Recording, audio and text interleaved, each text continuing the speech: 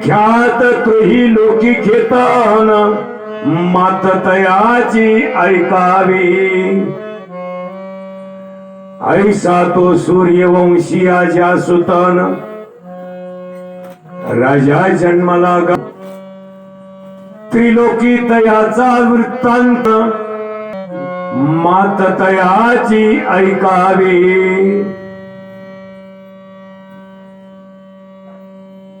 मागील अध्यायीची कथा आपण सर्व लोकांनी ऐकली. काल तुम्हाला फक्त रामायणाची पूर्वपीठिका सांगितली आणि ती बी संपूर्ण नाही सांगितली, अर्धीच झाली. पण पूर्ण जर सांगत बसलंच तर आपल्याला वेळ पुरणार नाही आणि रामायण आपला अपूर्ण आहे. तुम्ही सगळे मोठे महात्मे मंडळी रामायण ऐकायच्या निमित्ताने आलेला, तुम्हाला ऐकायला मिळालं पाहिजे. ही रामायणाची सेवा आहे. या ठिकाणी मृदंग वाजवणं, टाळ वाजवणं, पेटी वाजवणं, लाऊडस्पीकरची व्यवस्था करणं, म्हातारे म्हातारे माणसं चटाया टाकी, ही रामायणाची सेवा आहे. काय होतं सेवा केल्यावर माहिती आहे तुम्हाला? आमचे महाराज सांगतात का या रामायणाच्या कथनेनं, श्रवणेनं, दर्शनेनं, प्रदक्षिणेनं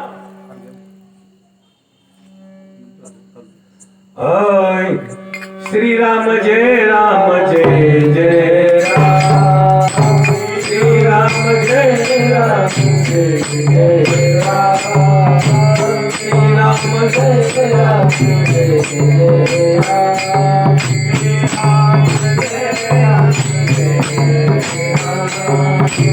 रघुपति राघव राजा राम बोला.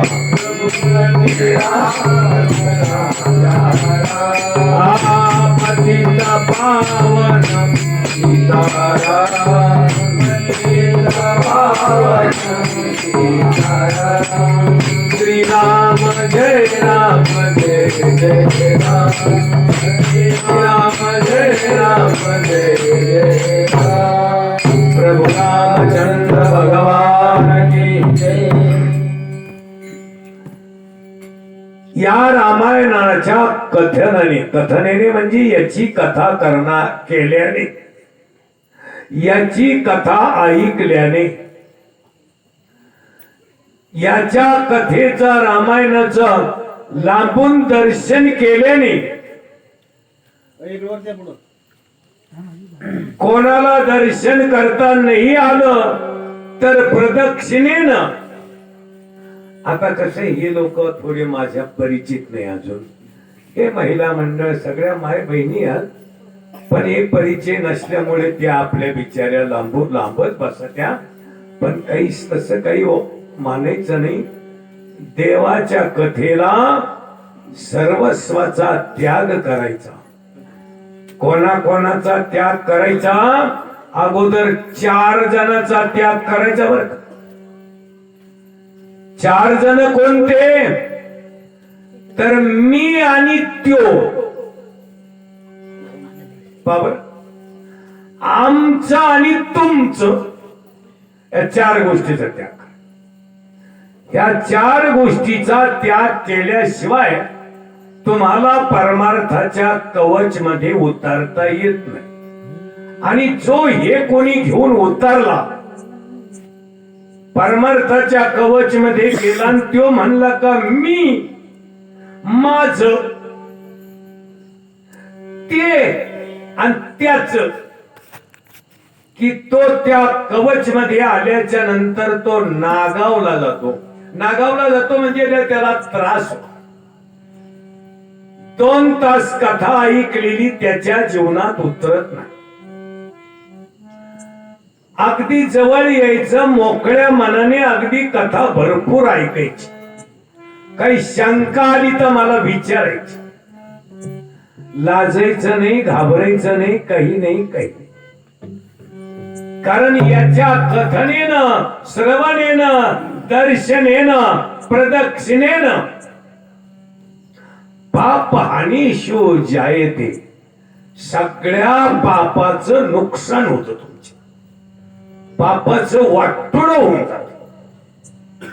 कथा सांगितल्याने, कथा ऐकल्याने, लांबून दर्शन केल्याने, काहीच नाही तर नुसती प्रदक्षिणा केल्याने, ही सुद्धा 4 प्रकारची सेवा आहे. अजून 4 प्रकारची सेवा आहे. ती काही सगळ्याला शक्य होत नाही, पण जेवढी होईल तेवढी रामायणाची सेवा तुम्हाला घडावा. आणि ही रामायणाची सेवा आमचे महाराज बोलतात.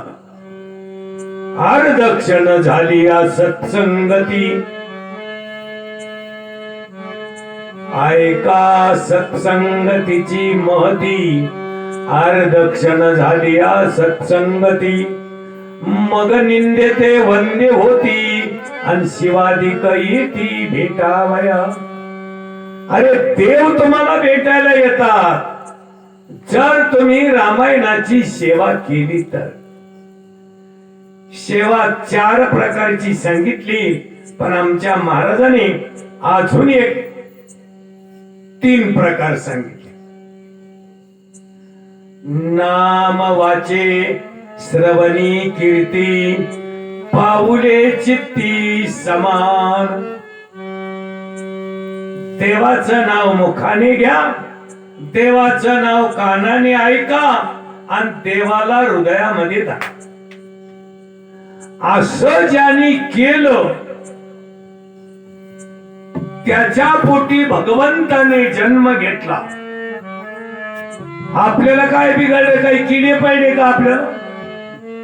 आपल्या पोटी का देव येत नाही? तर ही कौसल्याबाई जी होती, हिना 19 जन्म तप केलं. 19 आणि हा 19वा जन्म तिचा कौशल्याचा. तेव्हा राम पोटाला आले. यशोदेची आणि देवकीची कथा स्वतंत्र भागवतामध्ये आहे. ती आता वेळ नाही मला सांगायला, पण त्यांनी कसं कसं तप केलं. यशोदाबाईच्या तपाची तर खूप मोठी कथा आहे. तप केल्याशिवाय देव नाही, तपे विना दैवत, आणि ते दिल्या विना प्राप्त. तुम्ही कोणाला काही दिल्याशिवाय तुम्हाला काही कधीच मिळणार नाही. तुम्ही तप केल्याशिवाय देव भेटणार नाही. तप करायचं म्हणजे डोंगरात जायचं, मांडी घालून बसायचं, काही नाही खायचं ना, अजिबात नाही करायची असं नाही. तप म्हणजे मुखाने नेहमीच खरं बोलणे, कानाने नेहमी चांगलं ऐकणे, मनाने चांगला विचार करणे, आणि हे नाशिवंत शरीर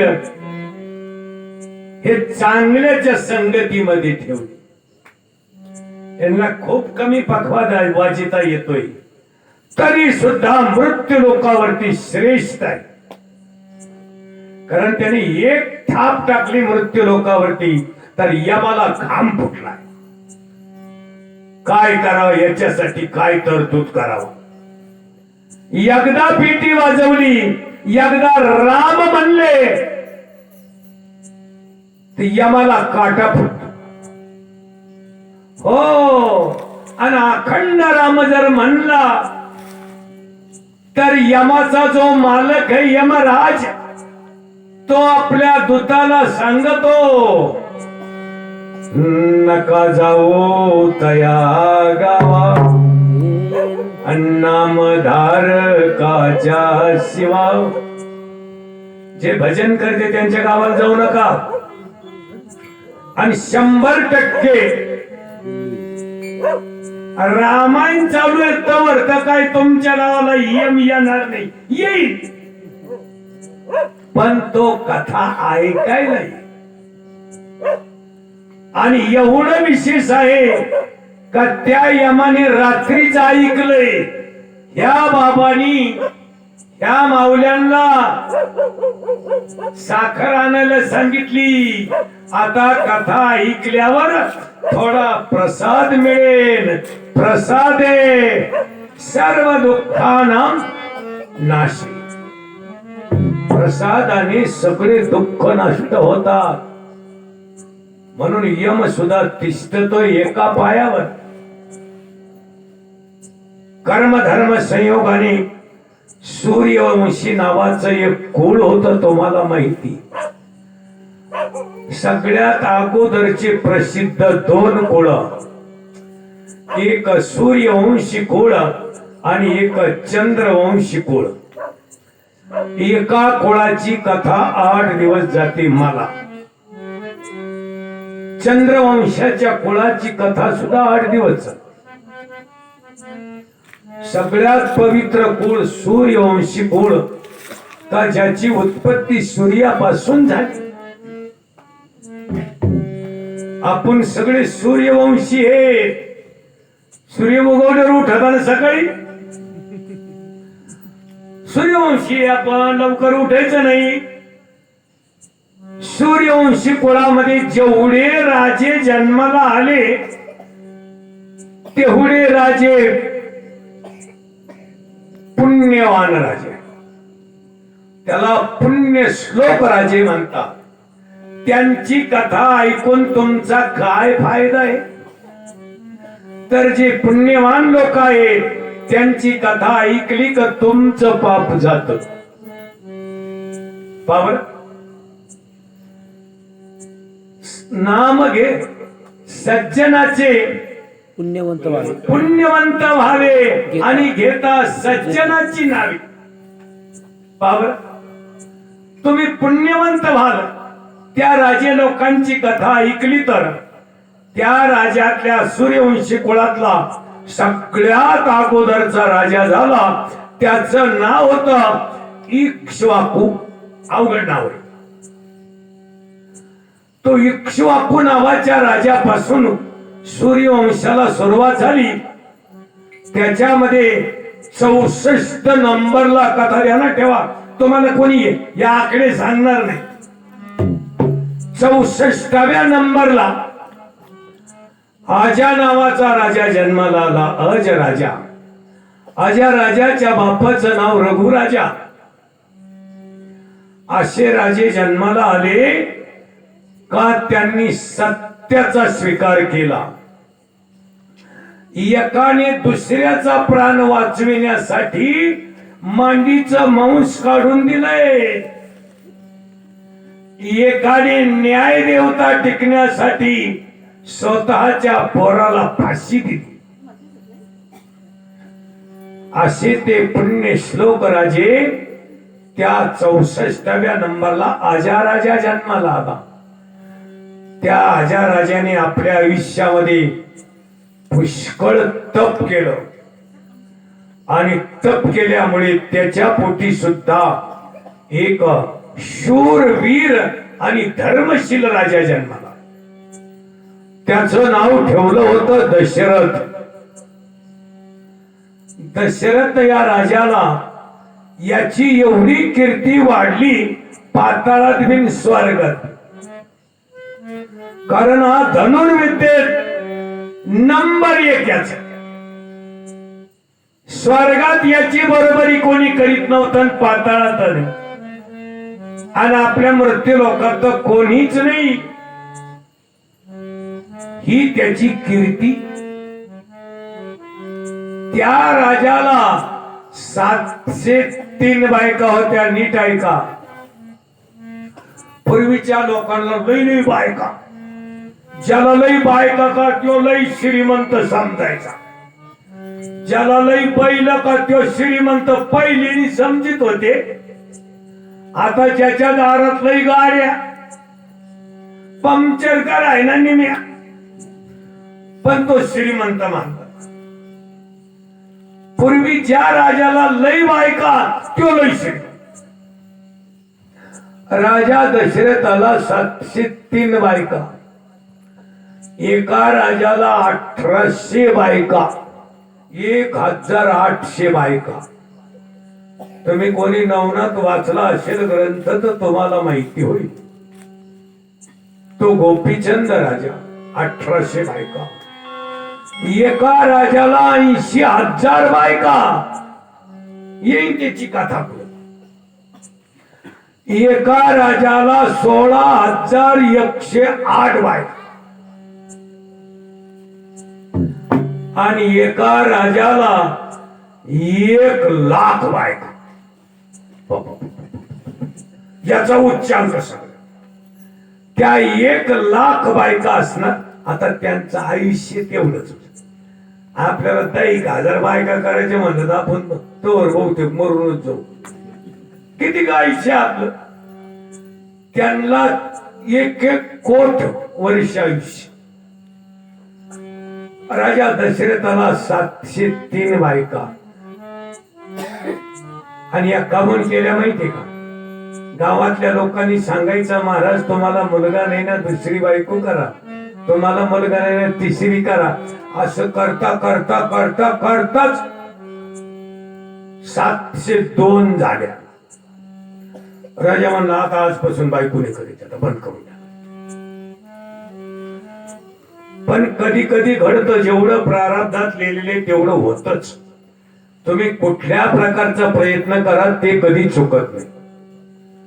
कर्मधर्म संयोगाने हा शूर राजा असल्यामुळे विरंगुळा म्हणून करमत नाही म्हणून खांद्यामध्ये धनुष्य अडकवलं. श्यामकर्ण वारूस घोड्यावरती बसला राजा. आपलं इच्छित सैन्य बरोबर घेतलं आणि जंगलामध्ये शिकारीला गेला. आणि शिकारीला गेल्याच्या नंतर क्षत्रियाचा धर्म होता, शिकार नाही मिळाली तर तिकडच मुक्काम करायचा. अपयश काळ तोंड घेऊन यायचं नाही. आणि याला दिवसभर मिळालीच नाही. मिळाली नाही मग तुम्ही म्हणता जंगलात काहीच नव्हतं का? शिकार कोणाची करावा तो लावरा चित्रा सैडी नव्हता माहित. शिकार आपल्यापेक्षा जबरदस्त प्राण्याची करावा त्याला म्हणते शूर. नाही तर गेला कुत्र्याचं पिल्लू मारून आला, लय भारी झालं. याला कुठे शिकार न मिळाल्यामुळे काळ तोंड गावात घेऊन जाण्यापेक्षा लोकांना सांगितलं तुम्ही जावा, मी शिकार मिळाल्यावर येईल. मग तो राजा कोणीतरी सावज प्राणी पाणी पिण्यासाठी येईल म्हणून त्या तळ्यावर बसला. तुम्ही नसन बघितलं, तुम्हाला कल्पना नसेल, ते दक्षिण प्रांतामध्ये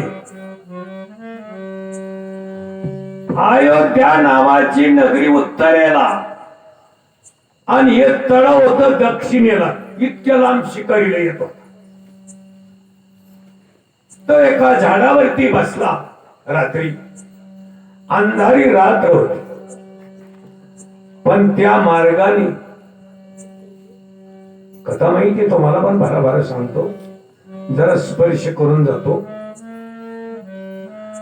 एक ब्राह्मणाचा मुलगा 11 वर्ष वयाचा आपल्या माता पिताची खांद्यावरती कावड घेतली आणि काशीला घेऊन चालला होता आई बापाला. कारण पूर्वी काशीला नेऊन टाकले आणि एकदा मेले तर त्यांना मोक्ष. आज बी तसंच.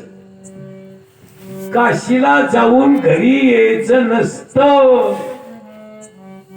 काशीला गेल्यावर हे हड्डी तिथं टाकायची तवा मोक्ष.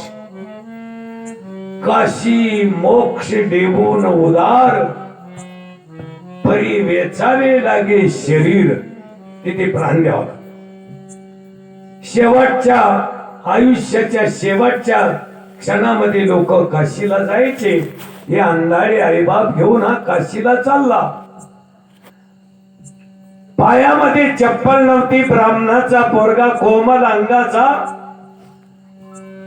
उभा गंध लावलेला, गळ्यामध्ये जानवा होतो, हातात काठी होते, खांद्यावर कावड होती, आणि तो मुखाने म्हणत होता, हे रघुपती राघव राजा राम, पतित पावन सीताराम.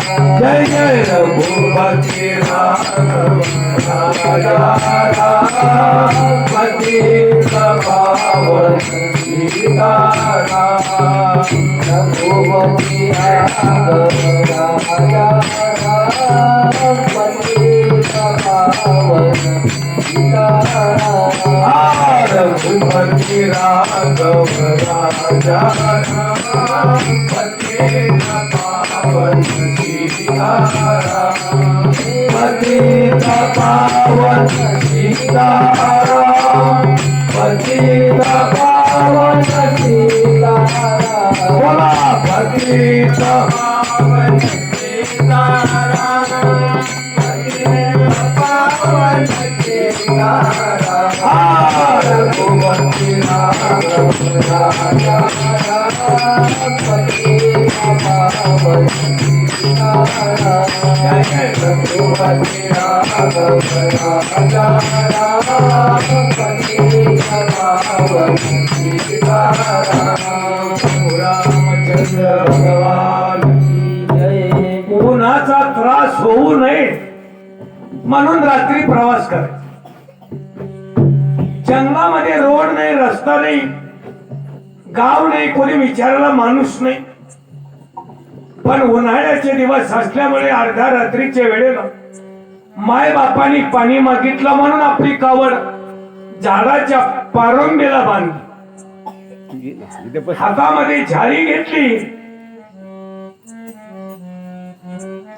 हातामध्ये झारी घेतली, पाण्याच्या शोधाला निघाला. हर हर महादेव गंगे काशी विश्वनाथ शंभो. हर हर महादेव गंगे काशी विश्वनाथ शंभो.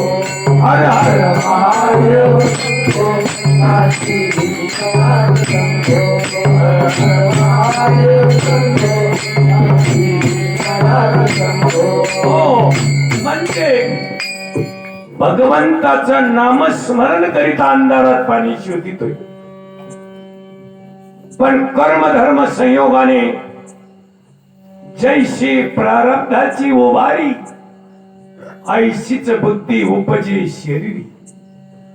तोच नेम घडे निर्धारी, संशय नाही. नाथ बाबा बोलतात रामायणामध्ये, जसं प्रारब्ध आहे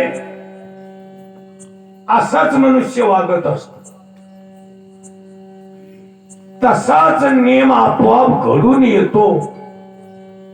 त्याच तळ्यावर ती गेला आणि एवढं स्वच्छ काळभोर पाणी बघितल्यावर मोठा आनंद झाला. वा वा वा म्हणले, अगोदर पहिली झारी तर मीच पितो, पण आपल्याला माहिती नाही रे, जशी मांजर टपुने उंदराला, असा काळ रात्रंदिवस वाट याची पाये, अजून किती आहे अवकाश. एक गुडघा जमिनीवर टेकावला, अंधारामध्ये पाण्याचा अंदाज घेतला, एक हात टेकावला आणि हळूच झारी पाण्यात घातली. झारी तुम्ही पाहिली नसतं अजून, जिचं तोंड बारीक राहत आणि धरायला दांडा राहतो त्याला झारी म्हणतात. ती पाण्यामध्ये बुडवल्या बरोबर बडबड बडबड बडबड बडबड बडबड बड आवाज.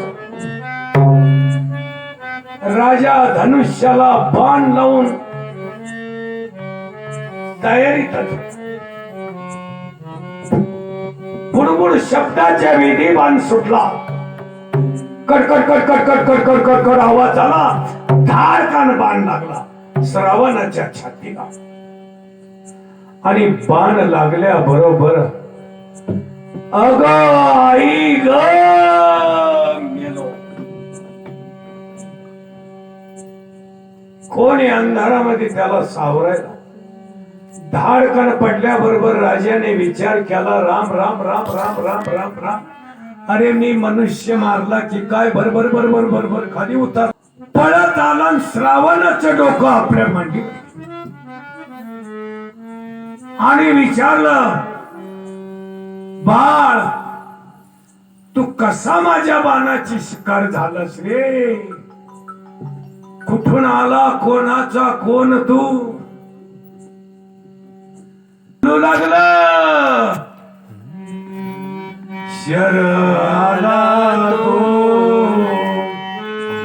दावणी आला काळ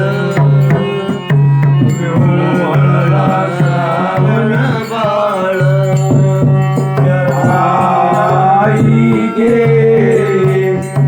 दीर्घ फोडणी हात तो पडला जाऊनी लोक. हे राजाच्या श्रवण करून वाणी हृदयाचे झाले पाणी. अरे बाळ कोणाचा कोण तू? पण शिखासूत्र बघितलं. शिखासूत्र म्हणजे काय?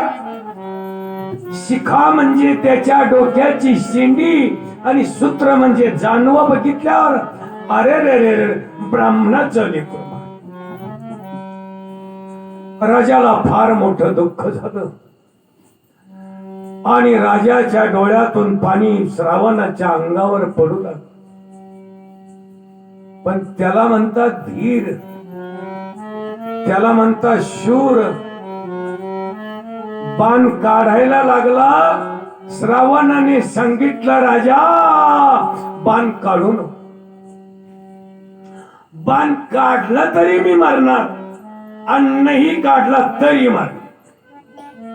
बाण काढताना मला वेदना होतात रे राजा. घाबरू नको, धीर धर.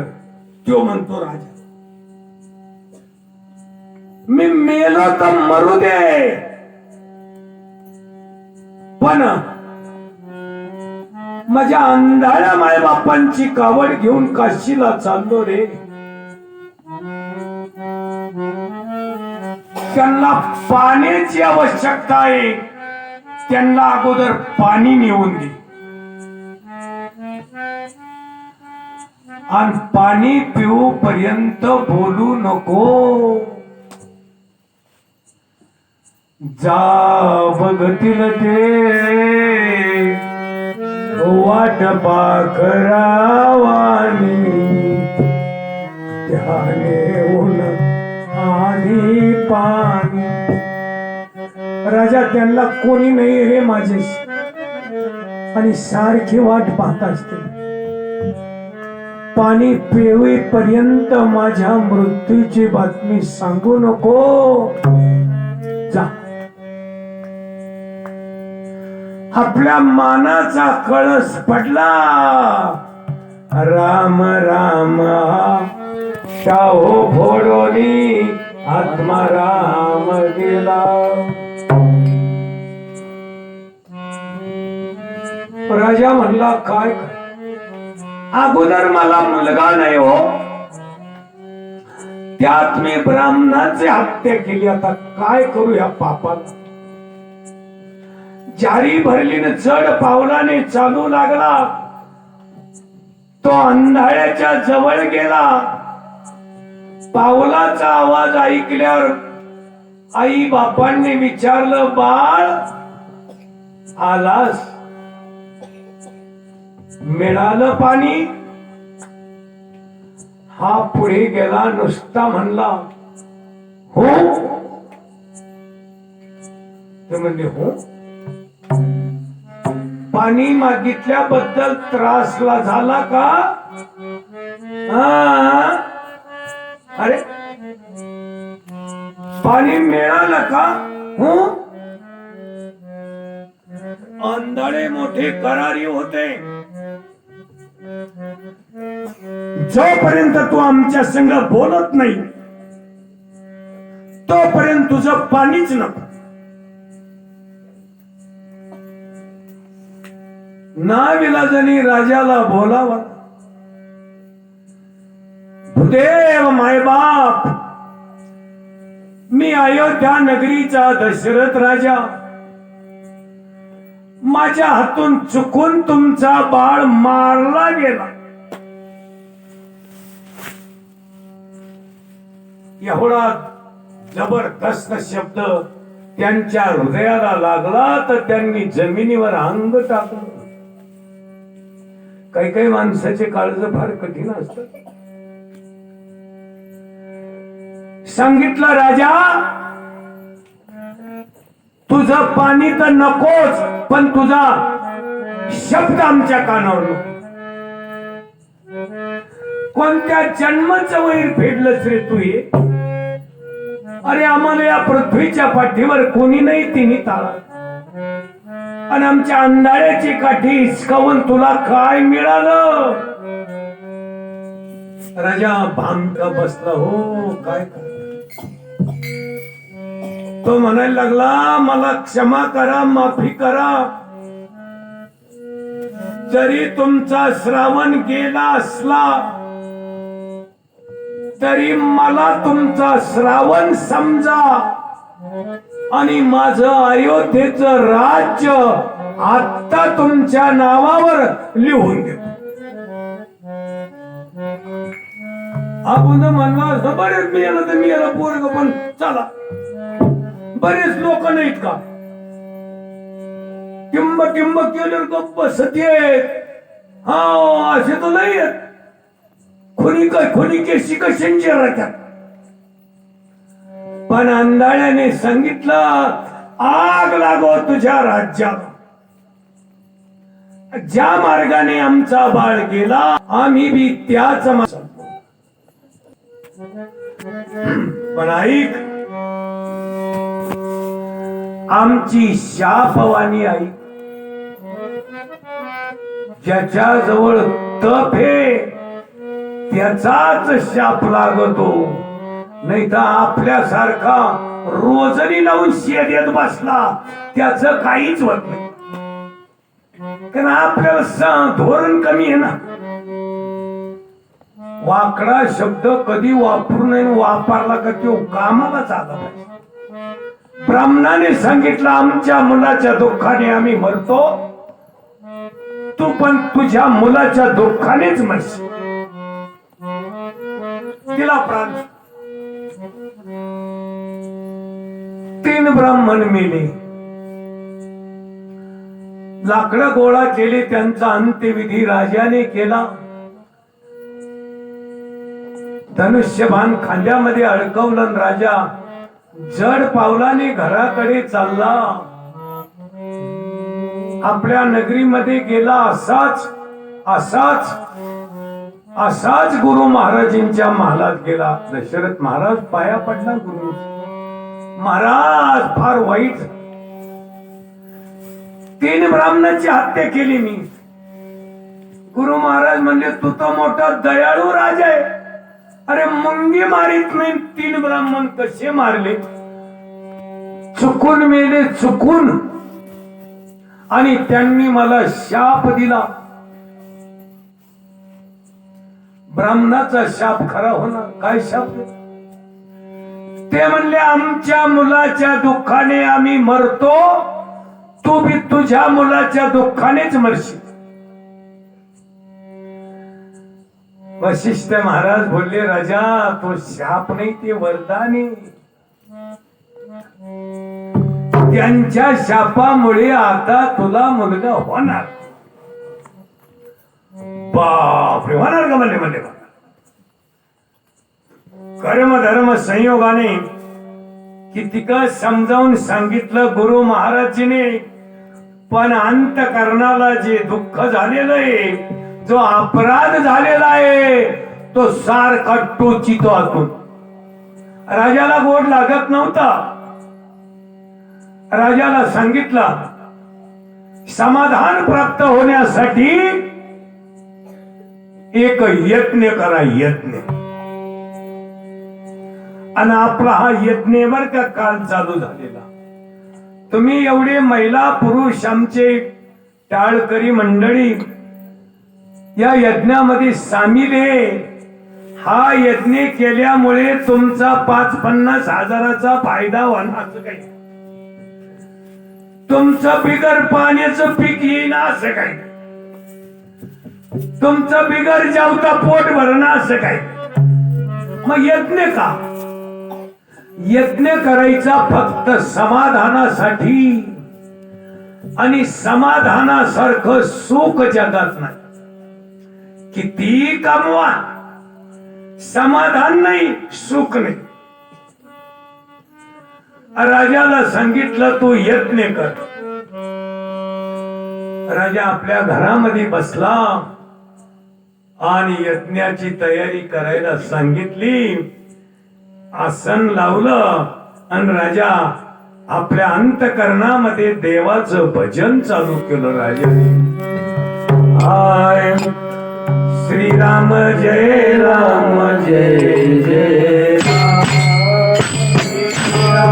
जय राम जय जय राम जय राम जय जय राम जय राम जय जय राम. प्रभू रामचंद्र भगवान की जय. भाषणामध्ये वेळ गेला ना, आपण उक्त घेतलेलं पाळी घालायला. उक्त साध्या कालपर्यंत एवढं झालंच पाहिजे, तर रविवारी मालक पैसे देईन. हे तर तुम्हाला कळतं का? मराठी कळते का? मग त्याच्यापेक्षा त्याचं मध्ये गवत राहिले तर राहिलं, आपलं काय घेणे, आपलं कडाला नेऊन लावायचं आहोत. थोडासा कथेला फाटा फोडितो मी, तुम्ही ध्यानात ठेवा. दक्षिण प्रांतामध्ये झुमरी तलैया नावाचा एक तलाव आहे. तलाव आता आहे. त्या तलावाच्या जवळपास अत्यंत झाडं, फळं, फुलं, पशु पक्षी, हवा, सूर्यप्रकाश, स्वच्छ आनंदी वातावरण. झुमरी तलैया नावाचा एक तलाव आहे. त्या तलावाच्या काठाला झाडावरती एका पक्षाचं युग्म, पक्षाचं जोडपं राहत होत, पती पत्नी. मग काही काम नसलं मग पती पत्नी विचार करायचे, आणि विचार संवाद हा केला पाहिजे बरं का. पती पत्नीने केला पाहिजे, भावा भावानी केला पाहिजे, बहिणी बहिणींना केला पाहिजे, दीर भाऊजाईना केला पाहिजे. सगळ्यांनी माँ बाप लेकाने सुद्धा संवाद केलाच पाहिजे. संवाद बंद झाला हो आता. कोणी पाहुणा जरी आला का, चहा टाकला त्या बाईनं चुलीवर, काय उचकीत आहे कोंबड्यावानी, काही कळतच नाही. मग कोंबड्या सारख्या उचकीत राहते, कावडी सापडत नाही बा. या मोबाईल मुळे संवाद संपला. काल ती मावशी मी इथं आलो तेव्हा आमची मावशी ती म्हणाली पोरांना, जा तिकडं, बाबा आलेत कालीच्या नावात, मला बोलायचं त्यांच्या संगत, इकडंच येते. आणि ते पोर आमच्यातच घुसायचे. लेकराला काय करत? संवाद महत्वाची गोष्ट. पती पत्नीचा संवाद चालला दुपारच्या टायमाला. नीट ऐका. पक्षाचा पक्षी आपल्या बायकोला म्हणाला, प्रिये, अरे आता उन्हाळ्यामध्ये हे तळ आटायला लागले, आणि आता या वर्षी सांगू का तुम्हाला, फार मोठा दुष्काळ आहे. बोलू नये अभद्र, पण तुम्हाला माहिती व्हायला पाहिजे. दुष्काळ आहे. गहू विकू नका, तांदूळ विकू नका, फुकट मिळाले म्हणून दुकानदार देऊ नका, शाळाला गहू चालू नका, सांभाळून धोवा. पाणी सुद्धा मोक्कार वापरू नका. पैसे सुद्धा जपून खर्चा दुष्काळे. हा संवाद चालला पक्षाच्या नवरा बायकोचा. तो बायकोला म्हणाला प्रिय आता दुष्काळे, आणि हे तळ आटायला लागले हळू हळू हळू, आणि याच्यातले मासे बेंडके खेकडे मरायला लागले रे. आता काय करा. पुरुषापेक्षा स्त्रीचं हृदय कोमल असत. एक बाई रेडी का एवढ्या राहत्या बा, त्या मागच्या बायाला माहिती नाही का म्हणून रडती, तरी त्या राहत्या. अख्खा गाव रडत आमचे एवढे रडायचे नाही. याला काही घेणच नाही. हृदयात फरक. पक्षाची बाई रडू लागली, सांगू लागली, नवऱ्याला म्हणली बाई यांचा जीव वाचविण्यासाठी काही उपाय आहे का. तो म्हणला येतळा आटल्यावर तर पुढे काही जागा आहे तिथं. आता यमा शनी पैठणला जावं धरणार, कारण ते 4-10 वर्षे पाऊस नाही पडत तर धरणं आटत नाही. आणि ती म्हणली कसे जाते बाई, यांना काय जीप मध्ये घेतोय ते बाबा, काही टेम्पूत काय किंवा माऊली घेतोय काय करतात एखादी खेप माशीची. त्यांच्यावर काय आहे ना, ते पाण्याच्या बाहेर जगू शकत नाही, जातील कसे. पण तो म्हणला नाही जरी गेले ना तरी ते या 15 दिवसात संपणार सगळे. आणि त्या माश्याचा एक बॉस होता, बॉस पुढारी लीडर, त्यांना ऐक. आणि तो कडाला आला आणि पक्षाच्या त्या पुरुषाला बोलू लागला, दादा कुठे रे पैठणचं धरण, किती लांब आहे. तो म्हणला आहे जवळच आहे, जा. ते म्हणले आम्हाला जाता येत नाही रे, भगवंताने आम्हाला पाय नाही दिले. किती देव विचित्र आहे बघा.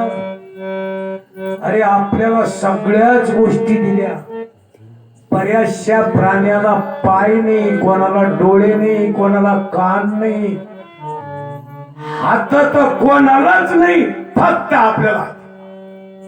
आणि बोलता कोणाला येत नाही, फक्त आपल्याला.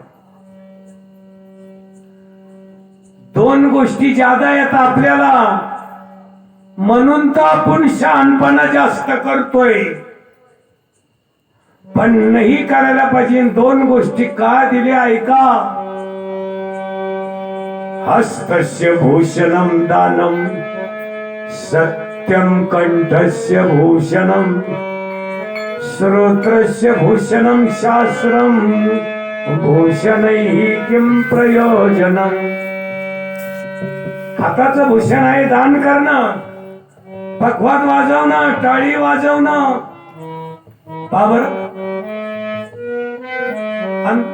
वाणीचं भूषण आहे नेहमी सत्य बोल. सत्य हाच देव आहे. मंदिरात कसला देव? महाराज बोलता सत्य तू सत्य तू सत्य तू विठ्ठला, कागा हा दाविला जगद वाकास. हा जगताचा आकार का दावला? तू एकच सत्य, सगळं जग मिथ्य. मासे म्हणाले आम्हाला जाता येत नाही. पक्षी म्हणला मी नेऊ का? जेवढे कस काय नेतात तेव्हा म्हणला मला एक आयडिया. आम्हाला बी आमच्या घरी बी काय भांडी कुंडी नाही बर का, नाही तर पाण्याची बाटली मी घेतली असती संग. पण पक्षाने सांगितलं माझ्या चोंचीत काही पाणी घेतो, माझ्या बायकोच्या चोंचीत काही पाणी घेतो, आणि पायामध्ये तुम्हाला पकडितो, आणि रस्त्याने चालताना टिप टिप टिप टिप टिप इथून तळणी घोटणपर्यंत माझं पाणी पुरण, आणि तिथून पुढं माझ्या बायकोचं पुरण. तुम्हाला पाण्यात टाक. तेवढंच पुण्य आमच्या वाट्यात. ते म्हणले पाव जमत वाटलं, ते म्हणले जमलं चला. मग या माश्याच्या बॉसनी लोकांना सांगितलं चला चला एक एक एक एक जण चला. पण चोंचीवाला प्राणी पाहिला का मासे लाट लाट लाट लाट कापायला लागले. काय बरू साहेब, आणि पहिल्या बारीनं कोणी येत नसतं बरं. तुम्हाला माहिती नसेल, आता कोण सुशिक्षित असेल त्याला माहिती असेल, आपल्या भारतामध्ये 1857 साली पहिली रेल्वे आहे. इतिहास सांगतो 2 मिनिटं. पहिली रेल्वे आणली इंग्रजांनी, आणि भारतात कुठं रेल्वे नव्हती, पहिलीच ठाणे ते मुंबई. पहिली रेल्वे लाईन टाकली, मशीन आणलो. मशीन कसं होतं, लाईटीवर आणि डिझेलवर नव्हतं तेव्हा होतं दगडी कोळशावर. ते दिवसभर तापायचं, आणि एकदा तापलं का ते एकदा चालू झालं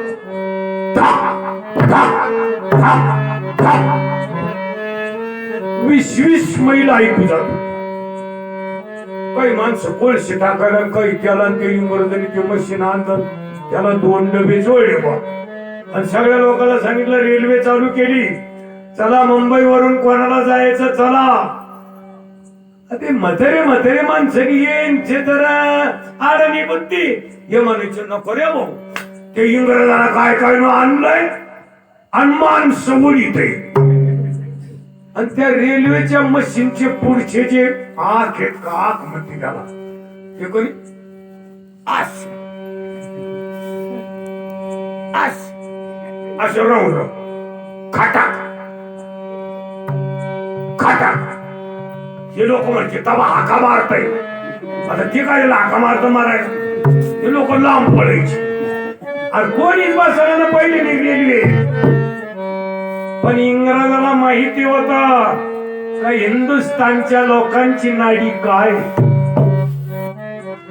इंग्रजाने जाहीर केला, जो मुंबई पासून ठाण्यापर्यंत रेल्वेत बसून जाईल त्याला 100 रुपये बक्षीस दिले जाईल त्या काळात. म्हणजे आजच्याला जवळ जवळ 50 लाख. आणि मग हे म्हातारे जे होते का आपले एमटी पाहिलेले, हे म्हणे चला इथं मरायचं तिथं मरायचं, त्या 100 रुपये. त्यांनी 100 रुपये दिले. म्हाताऱ्यांना वाटलं वाटणी गेलं तर पैसे वाया जाते.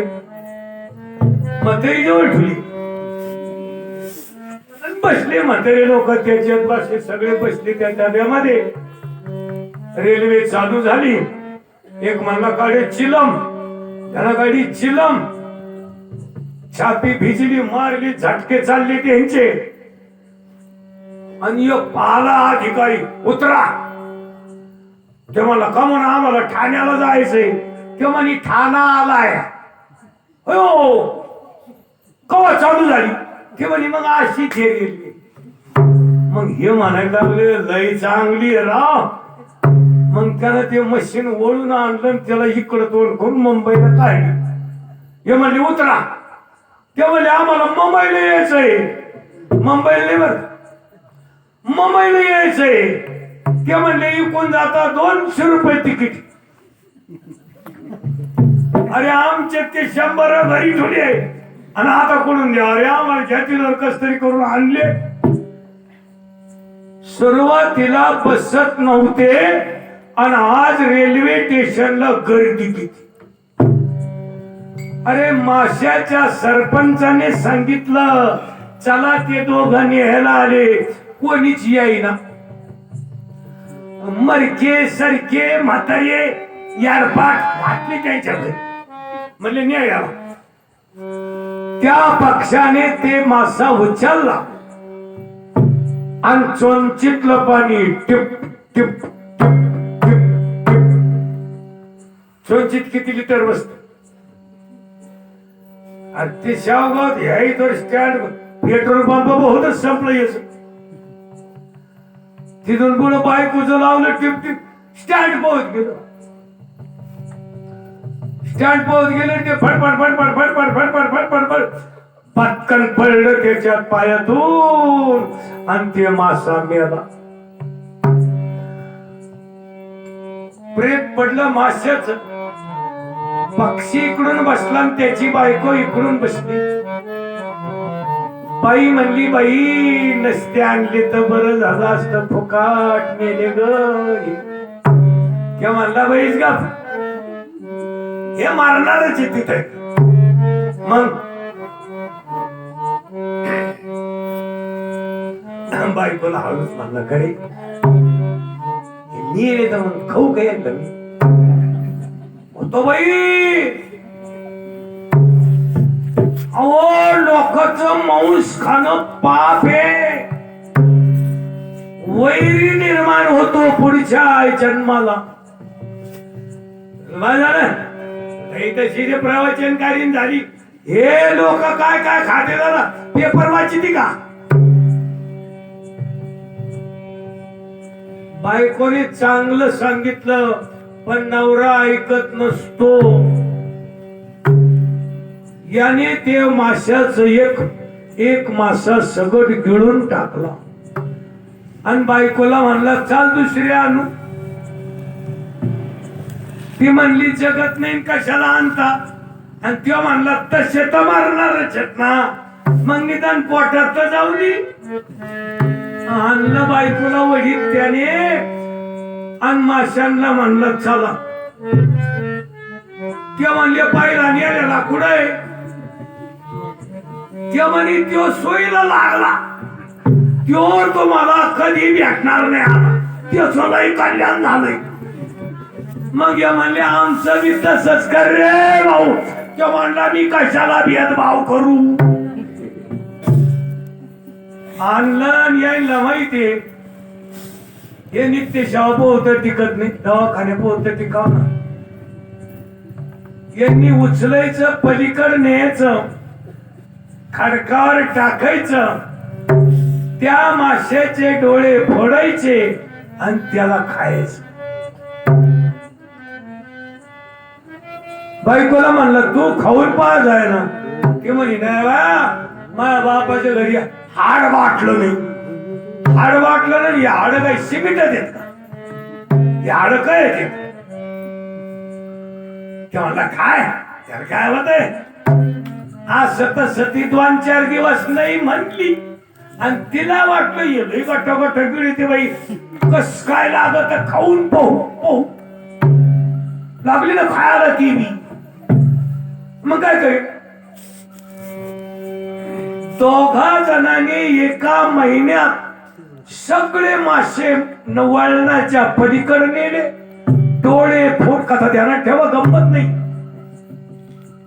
डोळे फोडले आणि मासे गिळून टाक. सगळे मासे संपले आणि 2 पक्षी एका झाडावर बसले. एका शिकाऱ्याने बाण लावला आणि एका बाणात दोघं मारले. बाबर मरायच्या आधीचे एक राहिलं. सगळे मासे नेले, सगळ्याच्या माग राहिला सरपंच गप्पूच्या गप्पू. ते म्हणे, कोण राहिलं का. ते म्हणे, कोण नाही राहिलं, मीच राहिलं. म्हणजे चला. ते म्हणे, मला जपून द्या सांग. मला नाही भे वाटत बरं का मरायचं. गरीबाला नाही भे वाटत. मोठ्या गरीब कुणी पटेल झोपलं ना गरमट तर काही साप नाही, इच्छू नाही, भूत नाही. पंतप्रधानाला मला येऊन झोप येत, एखाद्या मंत्र्याला मला येऊन झोप येत. लय भेऊ द्या ना मग. हे म्हणलं, मला जपून बर का.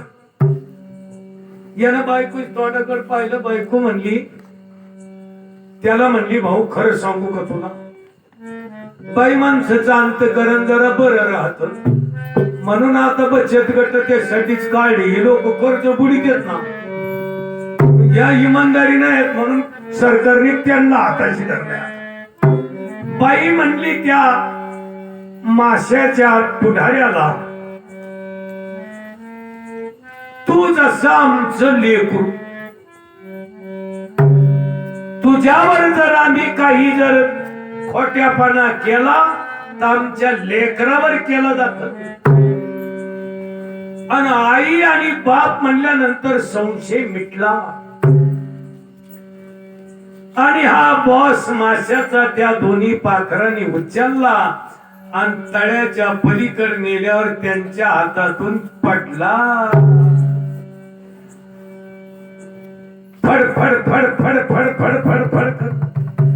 मोठा मासा असल्यामुळे लवकर जीव जाईना. पक्षाचे पिलं म्हणाले, ते पक्षाचे पती पत्नी म्हणाले, आता मरतो काय रे बाबा, मी काय करू आता. तो म्हणला, बा तुम्ही चिंता करा, माझा प्राण वाचविण्यासाठी तुम्ही मला 100 पावलं उचलून आणलंय, पण माझं प्रारब्ध कुठलं, तुम्ही काय करणार. पण तुम्ही माझे मायबाप म्हणले ना,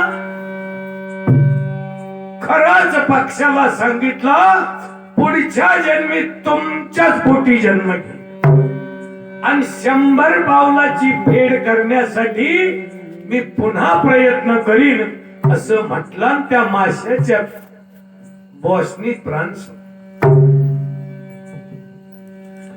जैसी करणी वैसा फल, आज नहीं तो निश्चित कल. उद्या यांनी डोळे फोडले म्हणून या ब्राह्मणाच्या कुळात जन्मताच आंधळे. आणि तो म्हणला होता माय बापाचे उपकार फेडायचे म्हणून तो त्यांच्या पोटी जन्माला आला. त्याचं नाव श्रावण. त्यांना काशीला घेऊन चालला, पण याची बी यात्रा मागच्या जन्मात अर्धी राहिली म्हणून यांची बी अर्धी राहिली. जगामध्ये दुःख भोगतो तो कोणी दुसऱ्याला दिलेलं नाही, आपल्याच कर्माचं असतं. आणि सर्व कर्माची होळी होण्यासाठी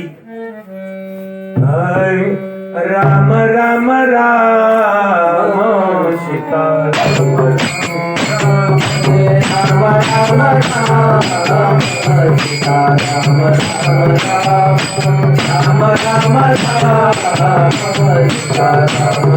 राम राम राम राम सीता राम राम राम राम राम सीता राम राम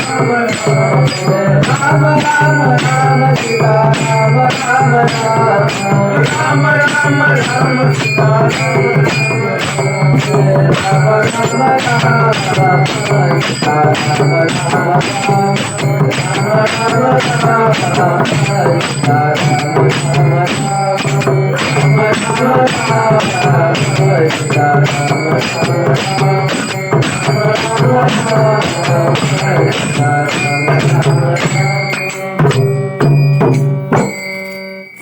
श्रावण बाळाची त्यांच्या मायबापांची मागच्या जन्माची कथा. प्रत्येक जेवढे पार्ट आहेत रामायणात, प्रत्येक पार्टाची मागच्या जन्माची, 1 जन्माची, 2 जन्माची अशा कथा आहेत.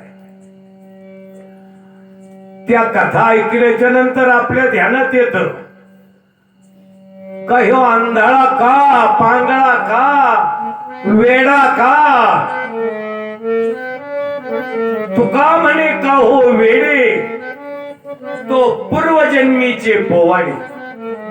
हे मागच्या जन्माचं जे सगळं तुमचं माझं. तुम्ही या जन्मामध्ये शहाणे,